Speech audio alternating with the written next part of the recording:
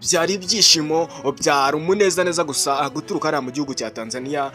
Umuhanzi Diamond yari yishimye cyane ndetse na Zuchu bakaba bari mu byishimo bikomeye cyane. Ni nyuma y'uko aya makuru yo kuba Diamond ndetse n'umugore we bari gutangaza ko bitegura kwibaruka umwana. Ibi byatangajwe n'ubundi mu birori bya baby shower byari bibaye ku mugoroba w'ejo hashize, aho Zuchu yahishuye ko atwite umwana w'umukobwa. Uyu mwana kandi ko ari uwa Diamond Platnumz. Diamond Platnumz rero yari ari mu bitabiriye n'ubundi ibyo birori, aho yari afite ibyishimo bikomeye cyane ndetse agaragaza ibyishimo n'urukundo afitiye umugore we Zuchu. N'ubundi nawe akaba ari umuhanzi hari ukomeye, umuhanzikazi ukomeye hariya mu gihugu cya Tanzania. Diamond rero kimwe mu byaranze ibyishimo ndetse by'aba bombi, Diamond Platnumz yahaye impano y'amafaranga mu madolari, amafaranga menshi cyane, amafaranga abashobora kukubwira, abashobora kuguhereza we hano agahita guhindurira ubuzima burundu. Uyu Diamond Platnumz yafashe amafaranga miliyoni 30, yafashe amafaranga ibihumbi 30 by'amadolari ya Amerika, ubwo nasaga miliyoni 78 z'amashilingi hariya mu gihugu cya Tanzania.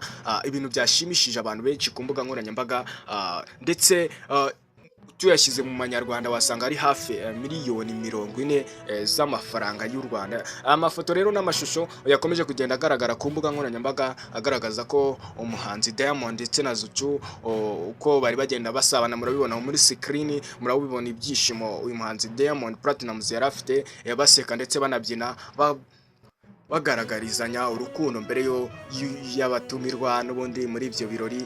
Ibintu byatumye benshi bavuga ko umubano wabo wongeye gusubira ku murongo. Ibi bikaba byabaye nyuma y'uko mu minsi ishize Zuchu yari yaratangaje ko batandukanye ndetse ko buri wese yatangiye inzira yiwe, ndetse n'inzira zo gusaba gatanya zari zaratangiye. Cyakora uko byagaragaye muri ibyo birori byatumye benshi bemeza ko bongeye kubana neza ndetse banitegura kwakira imfura yabo y'umukobwa hariya n'ubundi mu gihugu cya Tanzania, akaba ari naho batuye ubu ngubu. Zuhura Othman Sud uzwi nka Zuchu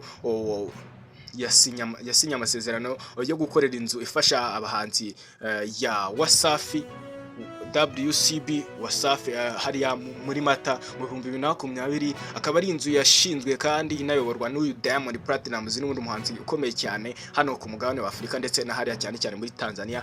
Ni nyuma y'uko yo gutangira gukorana, aba bombi bakoze indirimbo yakunzwe cyane zirimo nka Sheshe, Ritawachoma, Masatubiri ndetse na Umeniteka.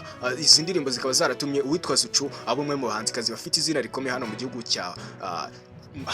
cya Tanzania ndetse no muri Afurika muri rusange. Ibi rero ni inkuru zikomeza kugenda zishimangira ko n'ubundi uyu Diamond yaba agiye gusubirana n'uyu Zuchu. Akaba ari ibintu byashimishije benshi ku mbuga nkoranyambaga. Murabyibuka neza ku itariki 12 Nyakanga 2026 Zuchu yatangaje ku mugaragaro ko yatandukanye na Diamond Platnumz ndetse ko bagiye no gufata gahunda yo kuba basaba gatanya abagatandukana no mu mategeko.